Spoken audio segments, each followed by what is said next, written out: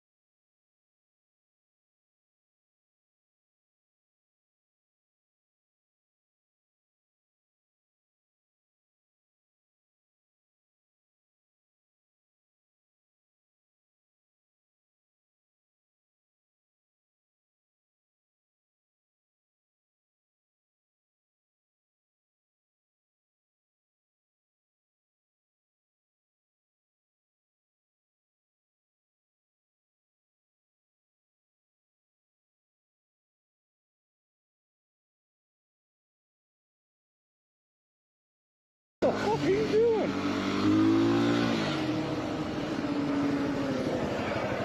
What the fuck are you doing?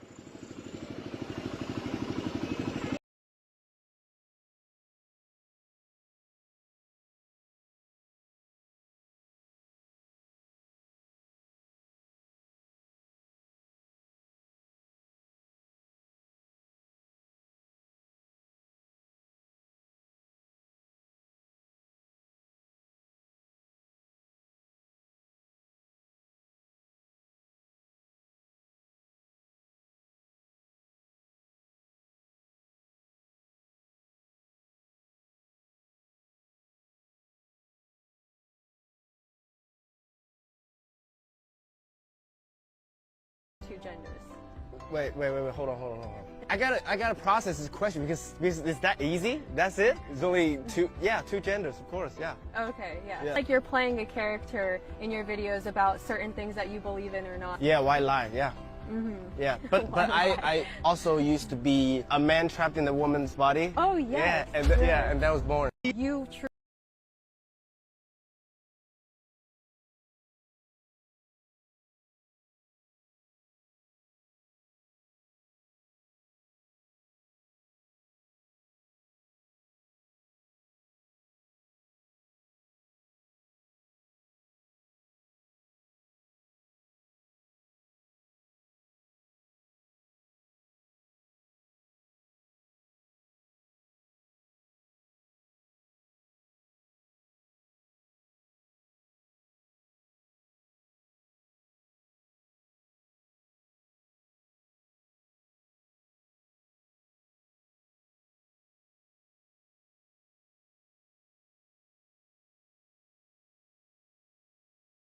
Hey folks, in this video, the first scene, I'm going to go with a textured, relatively realistic art style for getting the most out of the default lit shader. First up, the detail inputs allow us to overlay additional textures on top of the base shading.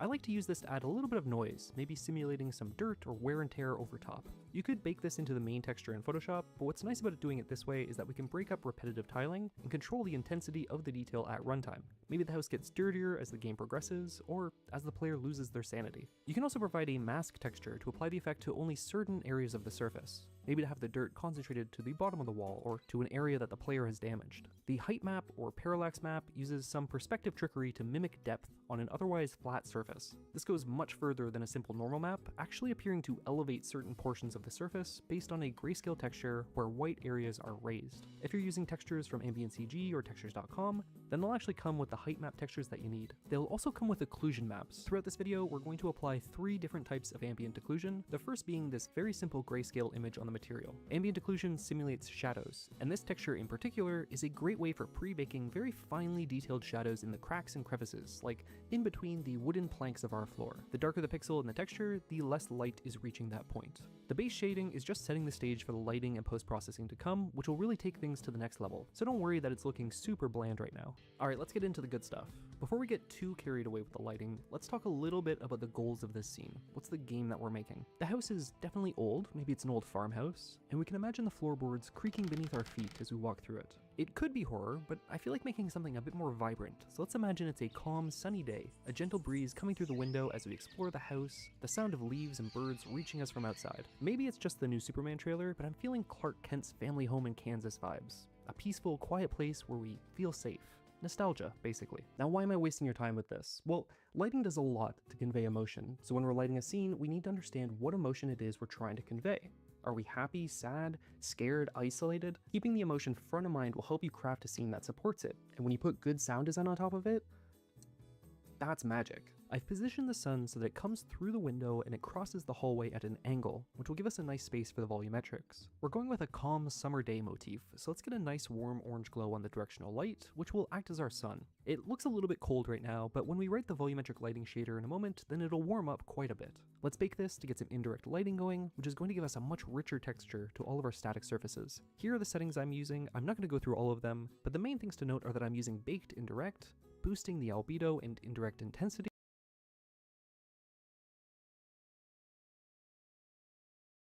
but the much richer in a moment, then it'll warm up static surfaces. Let's bake this to get some indirect lighting going, which is orange glow on the directional light, which will act as our sun. It looks a little bit cold right now, but when we write the volumetric lighting shader in a moment, then it'll warm up quite a bit. Let's bake this to get some indirect lighting going, which is going to give us a much richer texture to all of our static surfaces. Here are the settings I'm using. I'm not going to go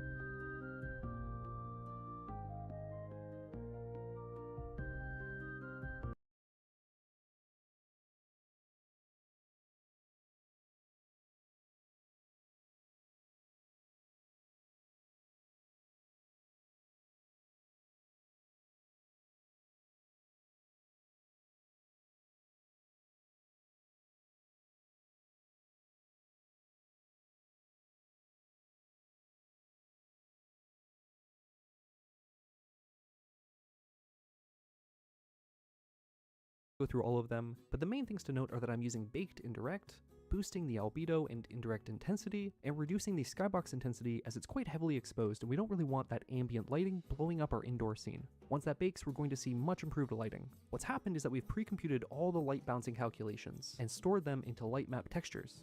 Simple images for all of our static surfaces, which get sampled in the shader. For now it looks really washed out, almost gray, but don't worry, this is going to be fixed when we do some color grading soon. A lot of devs make the mistake of leaving the shadow strength at 1. This makes the shadows a little bit too dark in my opinion, especially in dimly lit horror games, where it might look fine on your screen, but it ends up being pitch black on many of your players. So dropping that strength just a little bit will help bring out some more detail from your textures that aren't directly lit. This is especially clear with post-processing. Again, we'll get to that soon. We still want to keep a lot of that shadowy contrast, but dropping just a little bit to say 0.9 usually gives a really good balance. I did include a subtle ambient occlusion in my bake settings, but let's also add a real-time screen space ambient occlusion pass in the URP renderer settings. SSAO fakes dark shadows where surfaces meet, and it really grounds the contact point of objects. You can really see this around the mirror and where the bench makes contact with the floor. It's really easy to go too far with SSAO, but here are the settings that I'm using. Now onto my favorite part. I love volumetrics. It's a real simple pleasure to walk through an environment and watch the light shafts flicker between the shadows or the fog roll over the terrain. It just adds so much, in my opinion. Thankfully, it's not terribly difficult to implement either. Now, we can't do a full-on shader tutorial inside this video, so I'm going to focus on explaining the algorithm and the more interesting bits of the code. If you want to just grab the code and drop it right into your URP project, then I've added the full volumetric lighting implementation and this whole sample scene, with all the effects that we'll create in this video, to my code bundle for patrons on the Osprey tier. This bundle includes a whole bunch of tools that I use to build games, including my full world streaming solution that I built to handle streaming over 700 scenes in Farewell North, fully optimized to run on platforms like the Nintendo Switch, so check that out if you're interested.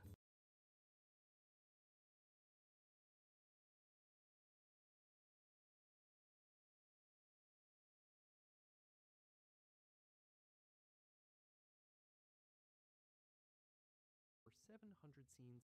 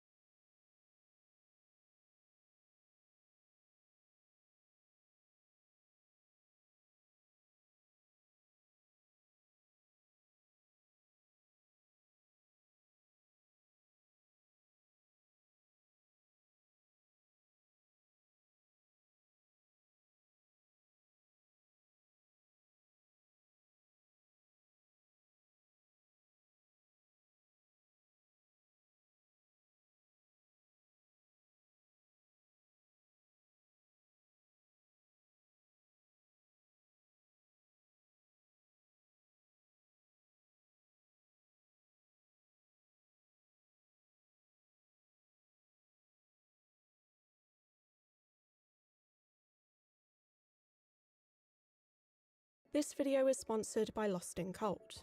The free time of my teen years was mostly spent on the Source engine. This ranged from chaotic multiplayer experience.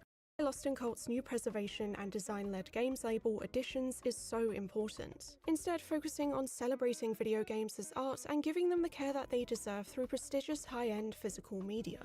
Every release is tested to ensure they work fully without internet connectivity through Half-Life 2 and its episodes. But I want to focus on those that stick out in my memory the most, starting with those unforgettable opening sections welcoming us into City 17. The first Half-Life took us through the high-tech Black Mesa research facility and the alien landscapes of Zen. And according to the article The Final Hours of Half-Life 2 by Jeff Keighley, the team first considered designing a game where Gordon would teleport to various planets around the galaxy and combat the Zen aliens from the first game. However, this presented some issues with continuity between levels. Then Viktor Antonov, Valve's Bulgarian-born art director, suggested that the team think of setting the game in the suburban and outlying areas around an Eastern European-style city. This shifted the arguably typical sci-fi action movie setting to somewhere a lot more residential and familiar to most people. City 17 is a place that wears its visible struggle under the totalitarian control of the Combine on its sleeve, whose presence and watch is overtly shown through the technological invasion of the interdimensional Empire.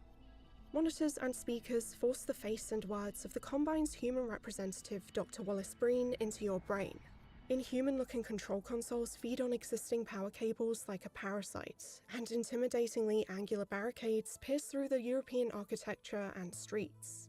Though it's the Citadel that serves as the most overbearing reminder of the Combine's cold grip on humanity. Its cables reach across the rooftops below, as its hidden peak stretches into the clouds. Initial concept arts, though far darker and grittier, also emphasize the Big Brother-esque portrayal of Dr. Breen. I really like some of the more cyber-gothic styles shown in some of the concept arts, but City 17 has a sense of realism as it's not fully rebuilt, but rather infected with invasive technology that doesn't belong. It's a city that's in conflict not just with its inhabitants and their oppressors, but with its architecture too.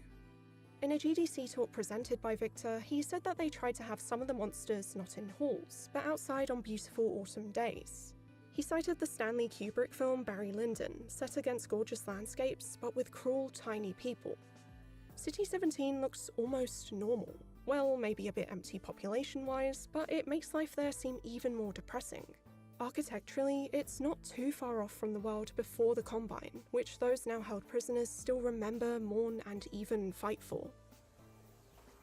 In order to weave together the clashing worlds authentically, the team built the human foundations of City 17 before then adding the contrasting Combine mark on top of it. But even just the underlying structures, as I learned through the making of and art book called Half-Life 2 Raising the Bar, were given so much attention and detail that it's no wonder this virtual space feels so tangible.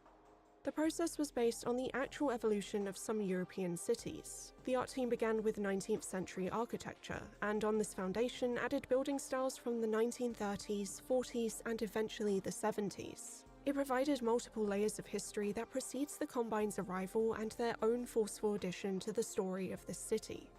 This theme was a reason why Eastern Europe specifically was chosen as the reference for this location, and as explained by Viktor Antonov, they liked that setting as it represents the collision of the old and the new in a way that is difficult to capture in the United States.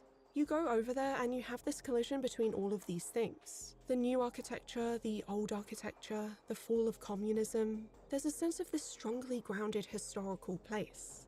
We left out the Gothic themes associated with Prague and vampires and looked into a different aspect of the region. It was a key point during development to always research before building, which led to numerous field trips and internet searches with the goal of collecting reference images to base their concepts off of. According to the artbook, they had a reference folder that held over 50,000 images that were gathered over the 6-year development period. It also notes that there was a lot of consideration for even the smallest intricacies, like studying photographs of a rooftop in Sofia, Bulgaria to recreate them in-game as faithfully as possible, materials, shaders, and all. In the words of Victor, you can have a whole story in one texture. Other locations used for reference included Russia and Romania, for instance, and the Austerlitz station in Paris influenced the final version of the opening train station we see. Also, in the Half-Life 2 20th anniversary documentary, Victor states that there's an identical station in Budapest too. The ordinariness of the streets and buildings we traverse in City 17 make the flow between areas even more natural. It's not just about the main plaza or special landmarks, it's even more so about the space in between. It balances the spectacular with the familiar. When walking around a real city you're visiting, it's these more hidden areas and secret spaces that you find yourself in that persist in your memory long after you've left. You witness all kinds of unique characteristics that make up the distinct style of the place you're in, and maybe even capture moments of the lives of locals as you pass by. Half-Life 2 subtly showcases the experience of its inhabitants, whether or not you choose to pay attention. There'll be doors that are open just enough for you to see a Combine soldier implied to be mistreating a civilian, and you're met with threats of violence if you stand too close. In his GDC presentation, Victor said that they wanted to inject inexplicit, disturbing elements like this, hailing a key scene in Rosemary's Baby that is blocked from view by a doorway as a prime example. Without these sort of strategic images, a game can simply become decorative art. It's a world that you can feel almost breathing through its visual storytelling, with its environment and organic moments communicating the narrative in a way that cities and games rarely achieve. Every conversation you overhear is meaningful, and it's not just random dialogue to simply add the sound of a voice. They tell you parts of the story that you can piece together yourself. Not everything has to be seen, it's enough to be implied. As hostile as most areas in and around City 17 are, there are some that offer some semblance of comforts, like Kleiner's lab. Aside from giving the player a breather from any action or combat that comes before or after, it lets you revel in the numerous details of the Patchwork lab while never letting go of its narrative context. The main room sports all kinds of devices with their different models, and mismatched CRTs stacked on top of one another like a technological scrapbook. Messy cables strewn across the floor and walls add further to the haphazard construction. The space clearly was not built to look clean and futuristic. Rather, it's obvious that Dr. Kleiner had to make something practical out of what was available, and that wouldn't be all that much given the circumstances. Regardless of the dangers present outside its walls, there are still personal touches within the lab, with photographs, small decorations, and rugs modestly contributing to a sense of homeliness in spite of it all. There's also a number of things you can interact with, serving a kind of playfulness to the environments that isn't purely reliant on the shenanigans of the mischievous headcrab Lamar. No, not up there! There are a couple other resistance settlements we come across which each have their own light-hearted aspects too, and there are also small reminders of humanity's persistence throughout other levels in the form of lambda caches. They're little pockets of support giving you resources, but also a signal that someone on your side has passed through here too, even if their corpse is right there.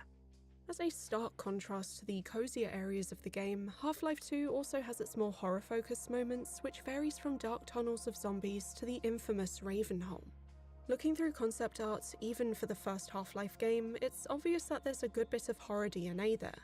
There's a creepiness in moving through the unnervingly long corridors of Black Mesa and being confronted with the horrifying result of Xen lifeforms coming into contact with the helpless workers. Yet Half-Life 2 would take a much darker approach, quite literally too, as you have to survive the zombie-filled town of Ravenholm at night. It's once again a residential location, it's just this time its inhabitants are made up of headcrabs and zombies with new, even more menacing variants to boot. This hive of deadly lifeforms come with the fast zombie type, whose ability to jump and run with considerable speed was the last thing Gordon wanted to see after his long day. It's super unnerving hearing rattling pipes indicating one of them is climbing towards you, and even the slower moving creatures can cause a considerable panic when suddenly appearing around a tight corner. Yet in the face of such horrors, the methods of combat here are arguably some of the most fun ones in the game. This is partially thanks to the gravity gun, but also in large part due to Ravenholm's only remaining survivor leaving all kinds of traps you can control. You can squish your opponents underneath cars and coax them through flames or a spinning blade, making the task of defeating the onslaught of enemies a grand opportunity to experiment with the game's physics. There are other visually eerie sections too, like the hospital in Episode 1. But I also remember being considerably stressed out balancing and jumping across thin beams underneath the bridge of Highway 17, which brings me onto the more open outdoor areas of Half-Life 2. These places contrast the more enclosed locations visually and mechanically, usually giving you a vehicle to journey through those long stretches. They're largely quite empty overall, making for a good opportunity for a chase sequence or sometimes just a scenic drive to the next structure along your path. It feels like a breath of fresh air to have all that open space around you, even if it is somewhat isolating at times. And regardless of there being an occasional enemy ambush, I find the long-distance traversal sections to often be quite therapeutic. The experience of Highway 17 is one of the first things that comes to my mind when I think of Half-Life 2, with memories of exploring these abandoned outcroppings of buildings or other details that I could have easily driven past and ignored. It manages to sustain a level of eeriness as well. Everything seems a little too quiet, and you're still witnessing the devastating remains of a world now conquered by the Combine. The confined areas we've been in beforehand feel in some ways like a cage, with the Combine and their architecture boxing you in. And while the open spaces initially feel like freedom, you realise that you are now just in a much bigger cage. The environments are what deviate the most from the original Half-Life, but an aspect that shares many similarities are the enemy types, specifically those from the border world Zen. While certain beasts like hound eyes don't make an appearance, Gordon is reacquainted with the headcrabs, zombies, and barnacles. This time their gross fleshiness is seen in higher fidelity and featuring new variants. Artist Ted Backman said that a lot of times in games, developers play the horror card and try to make something that has big pointy teeth and make it as scary as possible. I have never been satisfied by that. It seems a little too heavy-handed and isn't usually scary. Instead of going for the horror response, I really like to make it more revolting, something that is just disgusting. When you look at a lot of things in nature, like maggots, they are not especially scary, but they are one of the most horrific things that you can think of if you really watch them. It is that sort of response that we are always trying to play up. I always thought that these enemies have an incredibly memorable simplicity, since they're mostly quite basic forms and concepts just made to be off-putting through grotesque biological details, behaviours, and sounds. Speaking of which, the zombies in Half-Life 2 have an audible difference as well, whereby you can hear their victims' cries for help through their pained groans. It brings about a new implication that the human hosts are still somewhat conscious, or perhaps it's just an echo of their last words or thoughts on repeat. Both are equally disturbing regardless. The creatures I've discussed so far all act on their own instinct. They're neither on the side of the Combine or humanity, though all three of these groups share the sole purpose of survival. Half-Life 2 introduces an additional species called antlions, an insect-like critter that mainly resides underground but will ascend to the surface if it detects vibrations of possible prey. As a foe, it might be preferable to avoid touching the ground and planning how to bridge your way across using nearby objects, lest you want to be swarmed by these giant alien bugs. But not too long after their first introduction, the relationship the player has with them changes when you come into the possession of theropods. These can be used to control antlions, so you can deploy an army of them to deal with any Combine soldiers you face, and gleefully watch as they overrun them. This is something I love about Half-Life 2. Being able to see how the three main groups all interact with each other and occasionally make use of one another in order to achieve their own goals. Even the Combine have deployed biological Zen weaponry in the form of headcrab shells, which they unleashed upon resistance bases to wipe them out with a zombie infestation. Another friendly species we come into contact with are the Vortigaunts, who have been stranded on Earth after the Black Mesa incident and, much like the humans, have been enslaved by the Combine. This contrasts the relationship we had with them in Half-Life 1, where they were just another enemy for us to mow down with bullets, so seeing one of them in the opening minutes of the game sweeping the floors provided a massive shift in perspective towards them. They are so lovable now with their little quirks and friendly nature, helping out the Resistance and just hanging out. I absolutely adore the elevator scene in Black Mesa East, where you can see them playing chess and cooking up meals in the kitchen. Obviously, the main antagonist of Half-Life 2 is the Combine, and you can distinguish them quite easily from the other fauna that crossed over from Zen. Their army is made up of both human soldiers and synthetics, both of whom leave a strong mark on the style of this game, and differentiates it from the aesthetic of the original. Ted Backman's concept art for these synths especially is hauntingly surreal, and in the 20th anniversary documentary, he said that there was definitely an evolution of how biological versus how synthetic a lot of the creatures in Half-Life 2 were. I was always hoping to get to a space where it was ambiguous, where you couldn't quite tell if this was created, or if it had grown, or if it was natural or synthetic. These biomechanical weapons consist of creatures that were possibly once entirely organic, and were likely species that the Combine had enslaved and converted during previous invasions. Kinda like a forceful evolution, as mentioned by artist Zabi Eng in the Making of book. The synths include enemies like the gunships, hunters, and the striders, the latter of which was created from the idea to have a sort of moving guard tower as an opponent. The way it blends the organic alien design with mechanical shapes and features in some ways makes them look somewhat in pain, like its body has been artificially moulded around rotors and artillery, though that aspect is at its most obvious when it comes to the Stalkers. Unlike synths, Stalkers were once human. They're usually either former Resistance members who have been punished, or simply people who were in the wrong place at the wrong time, as stated by Alex. The design for the Stalkers is absolutely terrifying, with amputated limbs replaced by thin peg legs and a hook for a hand, while the rest of their body has had its organs removed, and their skin clings to nothing but bone and metal that shouldn't be there. All of the concept art for them portrays that torturous part of their creation, and it's really distressing to look at. I know the headcrab victims have it rough, but this just feels unnecessarily evil, seeing those weak, destroyed bodies barely balancing on tiny pegs. It's almost as though the Combine aimed to create a maintenance worker with just the bare minimum human aspect required, even if it made it less efficient. I'm convinced its design was conceived by them to also serve as a warning to anyone who is thinking of joining the Resistance, because this seems overtly cruel even for an alien empire trying to conquer different worlds. Stalkers are disfigured physically and mentally, mindlessly tending to the maintenance tasks programmed into them by the Combine. For the most part, they leave Gordon alone, and it's not mandatory to fight them, but even just the sight of these once human creatures evokes pity. While we don't know for certain what the form of the original Combine leaders looks like, we see beings that seem to be at the top of the hierarchy on Earth. They're referred to as the Advisors, and according to Ted Backman, they wanted to think about what an organism would look like if it began to depend on the technology that was originally created to improve its quality of life. Over the course of its evolution, it became grub-like, with limbs no longer able to support its own weight, eyes too feeble to see without aid, a body now incapable of movement, fully dependent on the technology that it created. It was, however, incredibly evolved in its ability to reason, invent, and dominate the minds and cultures of other beings. This design was also in part inspired by the writings of Frank Herbert.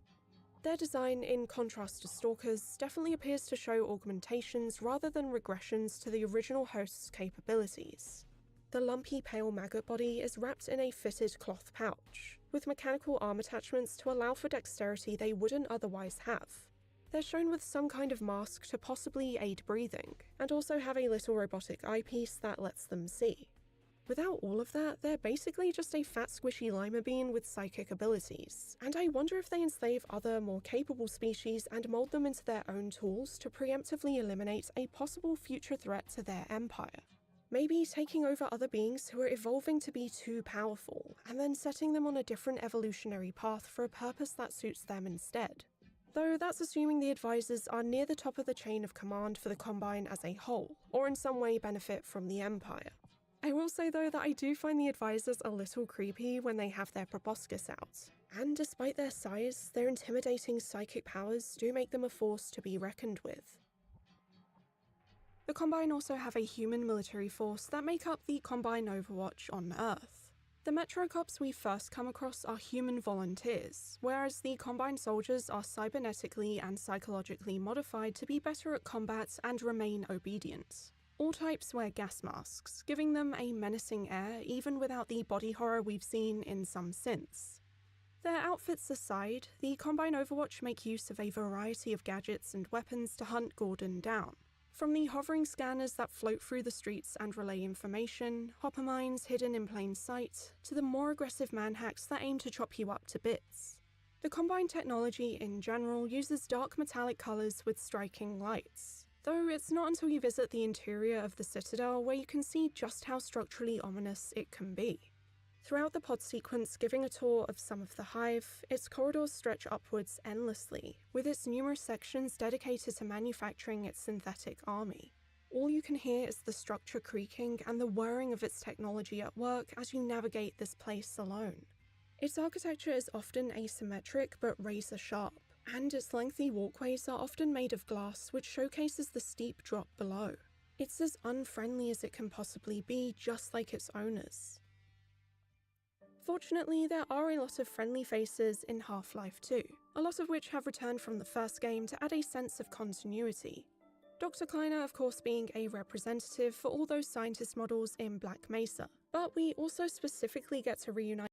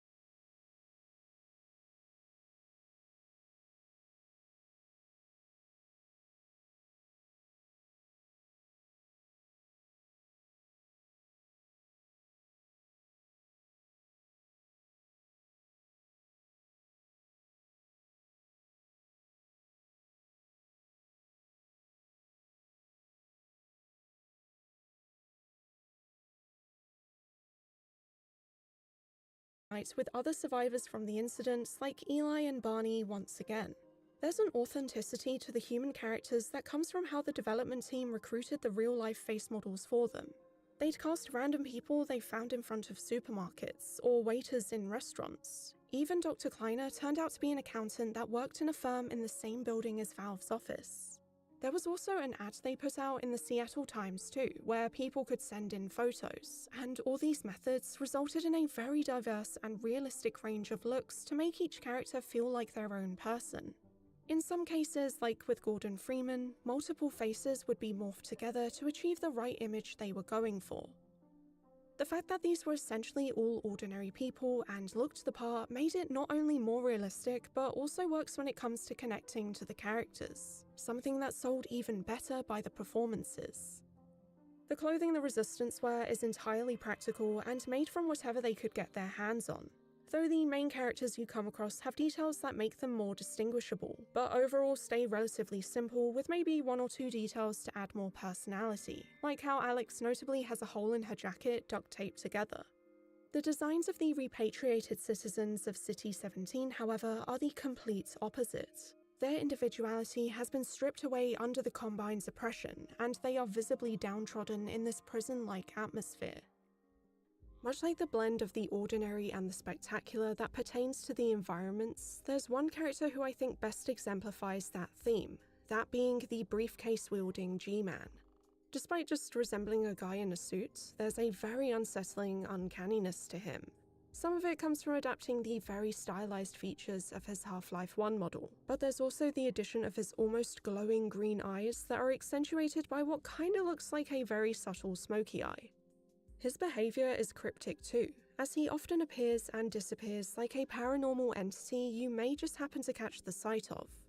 The voice actor for G-Man, Mike Shapiro, described his perspective of the character as being in multiple places at once, simultaneously experiencing several moments in time. This is why there are weird breaks in his speech, and an emphasis on certain words or sounds that come across very unnaturally, as well as inexplicable changes in his tone or expressions. He can alternate between a face of concern and a scheming smirk, which leaves his sincerity just as unclear as his humanity. There's always something off about him, and he has such a mysterious and intimidating demeanor that, in my opinion, makes him one of the greatest video game characters of all time. Half-Life 2 incorporates a lot of iconic imagery and designs from its predecessor, the crowbar, the HEV suit, and even its charges, translating them into this new world with changes both delicate and extreme. It takes enough from its original title to keep things feeling like Half-Life, but also does so much more to add its own unique style to the series. It keeps the unintrusive HUD style of the first game, with a very clean, simple font and menu that complements the more cinematic experience as opposed to other games at the time.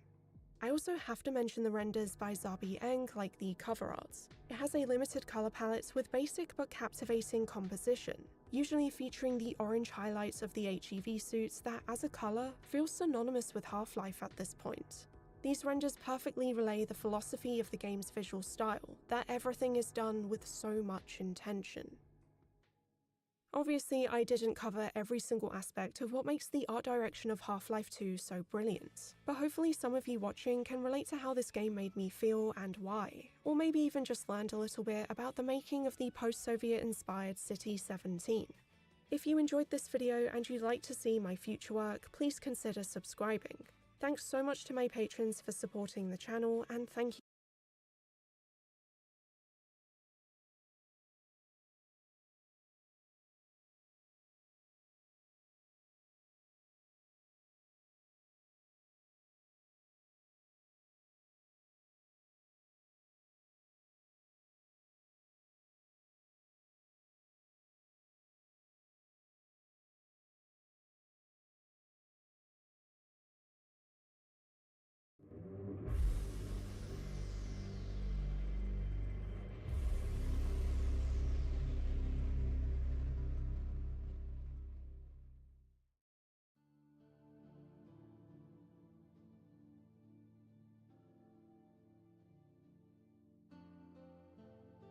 Guilt, anger, regret. You could call them the bricks that we use to build our own personal prisons.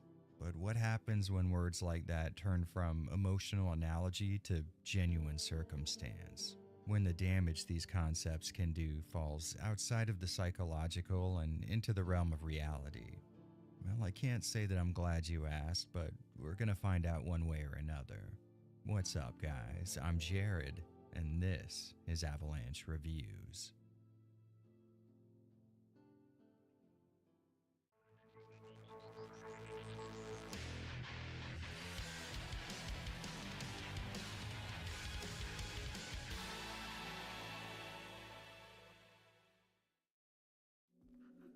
Can you help me? Or are you lost too? Post-Trauma is a survival horror title developed by a small indie studio from Spain called Red Soul Games. And in the modern genre revival we find ourselves in, you may have noticed a bit of a running theme.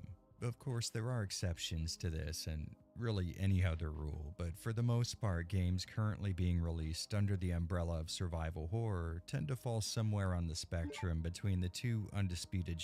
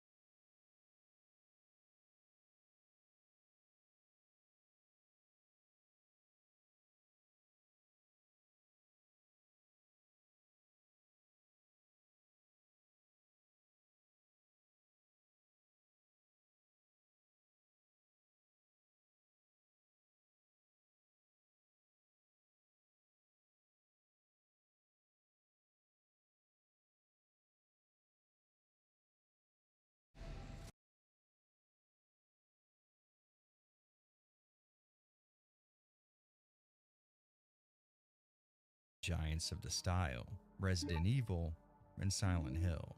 The Resident Evil side commonly offers a more mechanical focus, things like moment-to-moment decision-making, combat, and limited resources, while the Silent Hill side tends to lean harder on elements like interpretive storytelling, symbolism, and psychological theming.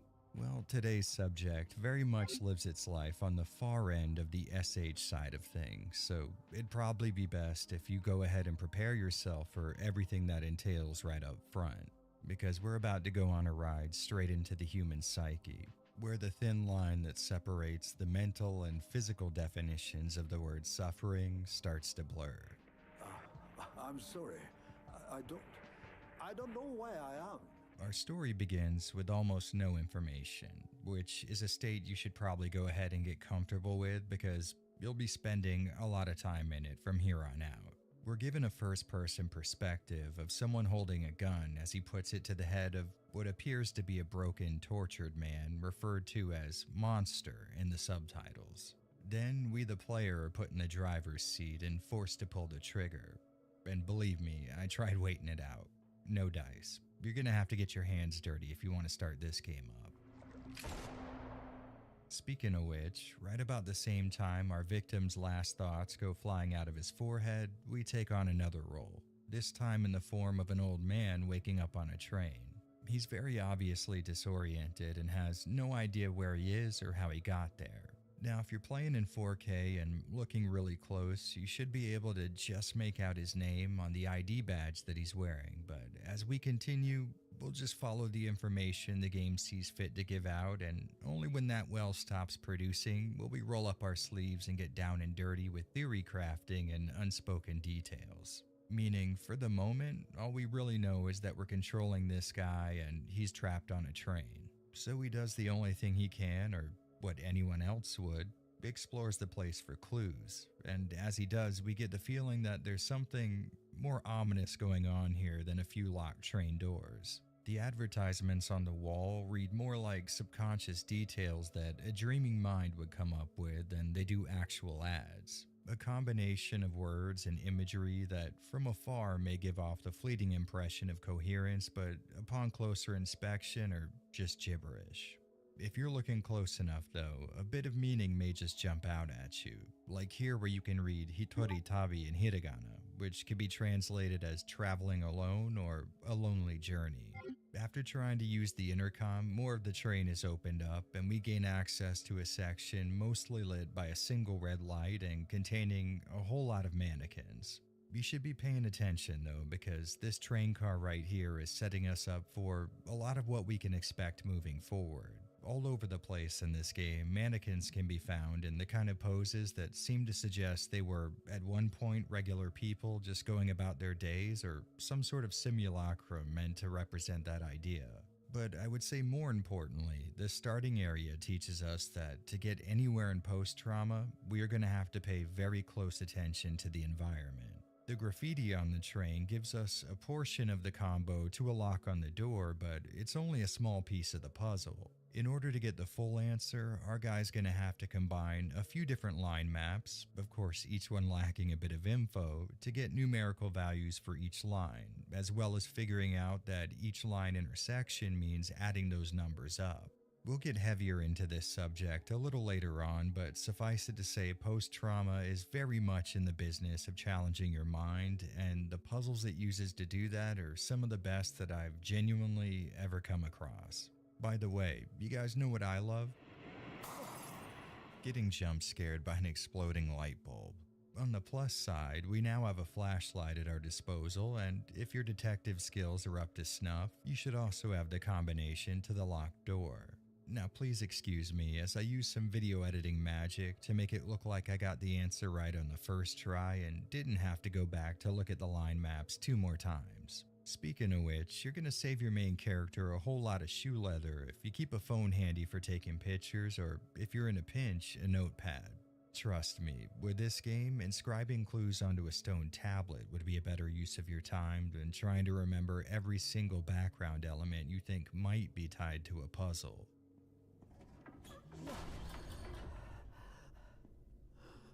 Alright, so we're making progress now. We've gained access to the conductor's cabin and stopped the train. So far, well, maybe not good, but definitely less bad. After walking through a lonely, dark train tunnel, we come across what may as well be a beacon in the night. A brightly colored, well-lit train stop that sort of feels like if a European and Japanese train station had some kind of a bastard offspring. And at this point, I'm just not going to be able to avoid the subject anymore. Post-Trauma has what I would unironically call one of the very best cameras in horror games, period. I really mean that. No matter where you are in this game, you can count on being able to see that location from some of the most artistically pleasing and psychologically effective angles imaginable. And as if it was made from mine own hands, it offers a combination of my two favorite methods of perspective in classic survival horror. Your tried and true fixed camera, and one that follows the player on a fixed track. A combination of incredible systems that gives you all the best stylistic features of a camera that the player can't directly control, with all of the dynamic, cinema-esque flourishes of one that they can. With these two duct-taped together styles, the developer has complete control over highlighting points of interest or playing with our minds through the use of Dutch angles or visually uncomfortable positions, but simultaneously still giving us the kind of movement and dynamic feel that'll make you forget you can't actually control what you're looking at. Well, I guess that's not totally true. You do have a few degrees of adjustment in any direction on most screens, but to be honest, I mostly left that option alone and let the game take over because my input only served to ruin the effect. If you're looking for proof of this, there's a small section that actually gives you full third-person control of the camera, and I don't think it's a coincidence that this area feels the most comparably cheap and kind of amateur out of every other location in the game. Not for lack of imagination, bad design, or anything like that, but I think it's the artistically impressive fixed angles not being present here that proves exactly how valuable they are to the game's atmosphere and overall polished feel. Having such a bog-standard view of Roman's animations and the world around him seems to actively suck away a lot of the style that the game proudly displays in other locations, proving that it's not so much about how good the assets in the game look, but how you're viewing them that's really important. I genuinely feel like if I would have played the full game with this sort of control over the perspective, it wouldn't have carved out such a big hole in my memory and embedded itself there quite as deeply. Look, I'm gonna be as honest as I can here without sounding like I'm moving over into hyperbole. This is without a doubt the best looking and feeling camera system I have ever come across in a third-person video game. And further, the fact that it's packed into a low-budget indie title is just incredible. So game devs of any type or background, be warned. The bar has officially been raised and you're gonna have one hell of a time clearing it.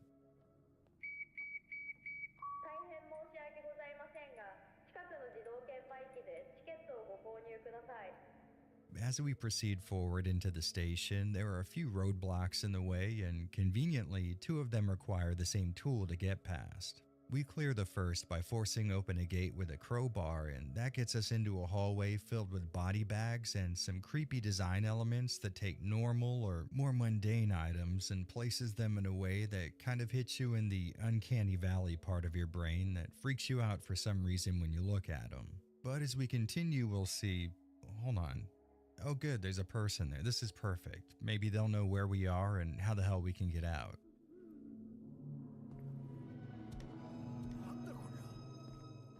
Alright, so body horror is most definitely on the menu here. Good to know for the future. But I guess we should probably talk about what just happened. The combat you engage in post-trauma is not quite as janky as what you might find in, say, Silent Hill 2, but not exactly as refined as what's in its remake. You will eventually get access to firearms, which feel about as good as they do in any other game. But since ammo is in such short supply, you're going to be using a variety of melee-based implements most of the time, and honestly, it's not a bad system. It's just not very complex either. Clicking down on the right thumbstick will lock you onto an enemy, and as you get further into this nightmare, you'll start to see that's not the set it and forget it kind of mechanic it may seem like at first. Sometimes, mostly in boss fights, it's going to be a good idea to unlock from an enemy for a brief moment so you can regain your normal movement and run speeds in order to avoid an attack. But since we are already on that subject, you're also given a quick backwards dodge at the press of the B button, which is nice to have and I feel like is balanced mostly okay, in theory. So you've got this stamina meter up here on the left, and both your attacks and dodges drain it, so you can't exactly go wild with either in quick succession. But really the best nerf they gave this move is the fact that it only ever moves you in one direction, and once your back is up against the wall, you'll either have to get good at positioning yourself so that a dodge propels you out of that predicament, or get good at working around its limitations by unlocking from the enemy and running away. All that being said though, the combat here is easy enough that I would imagine most people will beat the game only dying once or twice. As long as you only attack once, then dodge right after and give yourself another second before the next volley, you're gonna make it out of most encounters without a single scratch. So if you want my advice, maybe start the game in hard mode for a challenge that feels a little more appropriate for this type of game.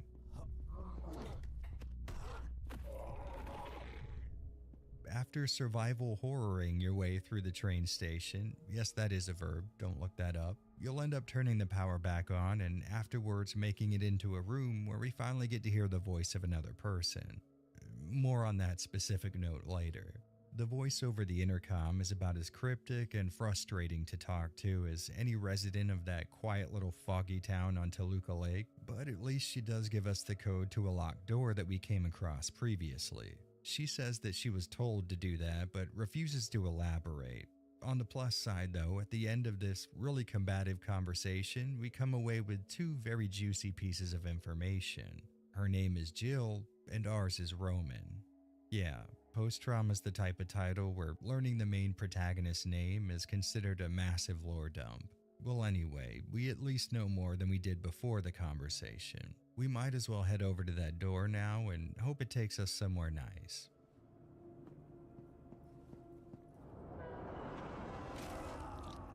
After Roman gets absolutely smoked by an oncoming train, we shift perspectives both literally and figuratively to a first-person segment where we take control of, well, we don't officially know who we are just yet.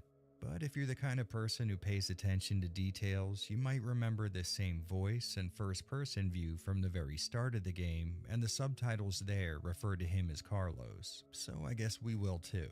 And this guy wakes up in a similar fashion to Roman. He's disoriented, not sure how he got here, and understandably scared. The place we're stuck in is a police station, and for some reason the lower floors are flooded. The doors and windows are covered in that same kind of organic tentacle-looking stuff from the train station, and if you guess we'd have to solve a bunch of puzzles to gain any progress here, good job, you've been paying attention. Using color-coded darts on a dartboard and color-coded images on the scattered computer monitors, we learn the code to the holding cells where we get our hands on the key to the chief's office. So we'll just go ahead and walk over there real quick, safe in the knowledge that there is not some sort of aquatic nightmare beast patrolling the flooded section now.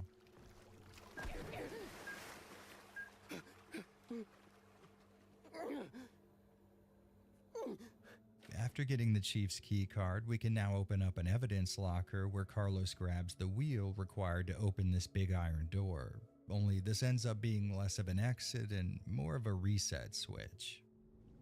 Oh no, no, no, no, no, no. Oh no, no, no. No, no! Once the camera fades to black, we're thrown back in Roman's shoes as he wakes up in a hospital, and there's a lot to be learned here, both in the form of tangible information and the more inferred kind. From the employee records room, we use a few nurses' birthdays and ID numbers to put together their passwords, and that grants us access to their computers. Nurse Hayashi's PC contains a log from what we can assume was a pretty big disaster.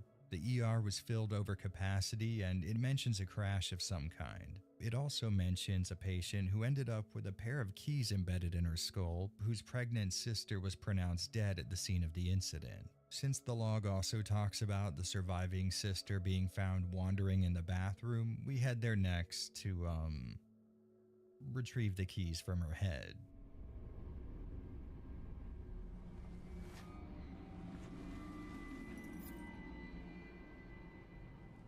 Now A, obviously gross, but B, you may recognize the ghastly figure Roman's currently digging into from her first appearance on the train, which means now we're really cooking.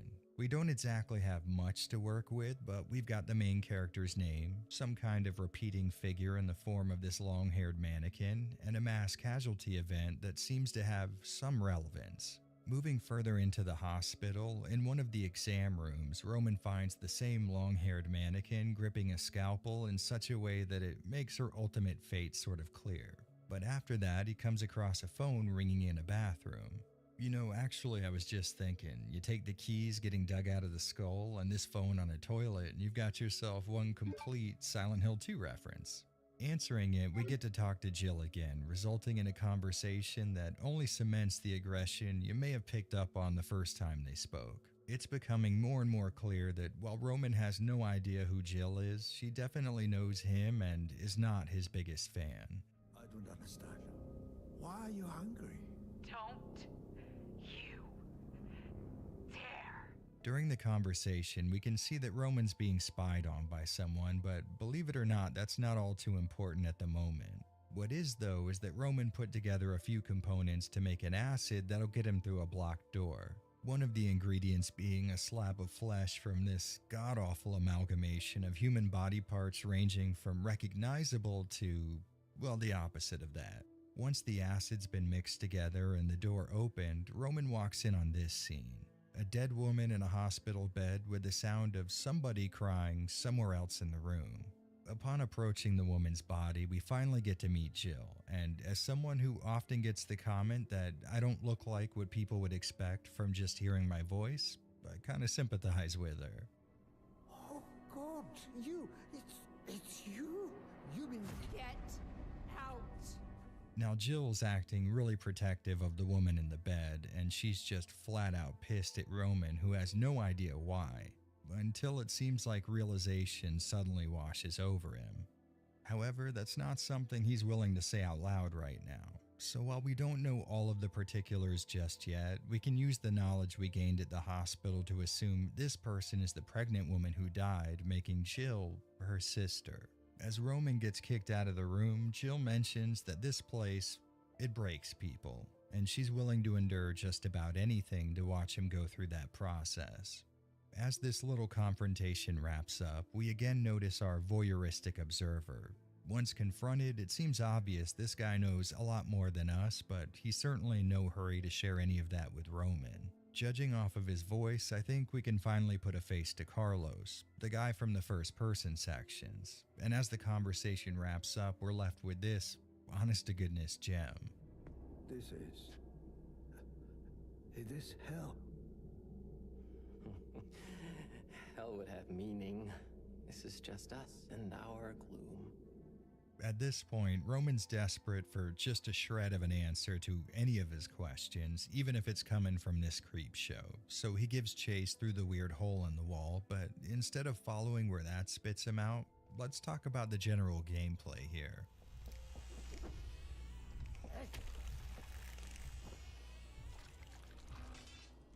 Like I said at the start of the video, post-trauma skews far into the Silent Hill side of the survival horror spectrum, which means a lot more of a focus on things like puzzles and story interpretation than you would normally find in your average Resident Evil coded indie game. And in terms of the former, I gotta say, these very well may be some of my favorite all-time puzzles in the genre. Now, it definitely helps that there's a really good game propping these things up, but I think the main word that comes to mind when trying to figure out why I like these puzzles so much is balance. If you've ever played a survival horror game before, you probably come to this point. You're trucking away, making progress and exploring a really cool, creepy location until all of a sudden you run into a wall. That wall being a puzzle that just beats your ass, intellectually speaking. Even though you've run through every room you have access to and looked at every file in your inventory, still its solution eludes you.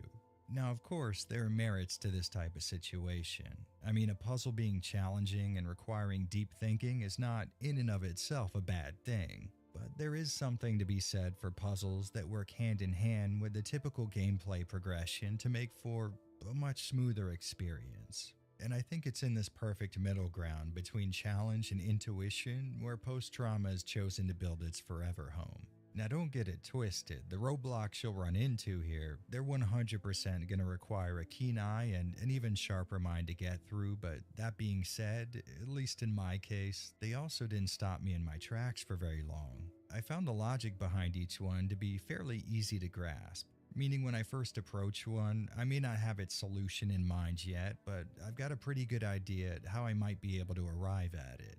Now the only problem with that being the case is if I go too far into an explanation or start giving specific examples, I'm gonna spoil at least some semblance of what I'm praising here. So you'll have to forgive me for being a little vague, but I can't stress enough how well the puzzles in this game worked for me. They provided this perfectly balanced challenge that kept me engaged and thinking, but not for so long that I felt the nagging desire to just look up the solution in order to proceed.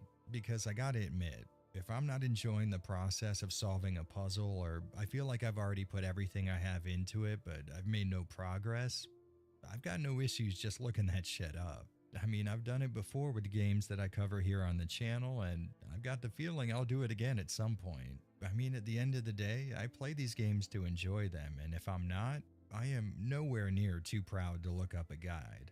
And you know, writing this script, really trying to figure out not only what made these things so special to me, but how I could verbally explain it to you, it's been a challenge. Ironically, one much tougher than the subject I'm trying to analyze, but I think I've arrived at something resembling an answer. For all the pondering that you'll do when encountering one of these puzzles, all of the pixel hunting for clues, in reality, where post-trauma thrives most is in subverting the information it actually does give to you. For example, here in this section, you'll find a bunch of computer monitors displaying some sort of symbols, and downstairs you'll come across a glossary of those same symbols along with their numeric values. So the nearby keypad-locked safe should be a cinch to get into. But if we look at this scene again, some of you might notice that the information we're getting is a little less than straightforward. Now, for those of you that do notice what I'm talking about, this may appear relatively simplistic for all the smoke I've been blowing up